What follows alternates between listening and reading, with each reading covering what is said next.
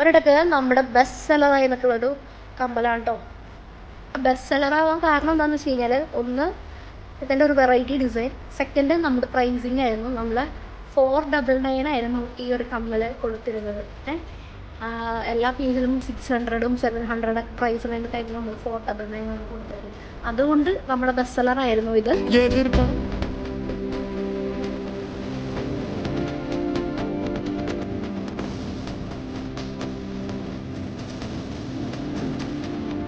അല്ല, ഒരു സാധാരണ കാണുന്ന കമ്മലിൽ നിന്നൊക്കെ ഇത്തിരി ഡിഫറെൻ്റ് ആണല്ലോ. കഴിഞ്ഞ സീസണിലെയും ബെസ്റ്റ് സെല്ലറാണ്, ഈ സീസണിലെയും ബെസ്റ്റ് സെല്ലർ തന്നെയായിരിക്കും. അങ്ങനെയാണ് ഇതിൻ്റെ ഡിസൈൻ.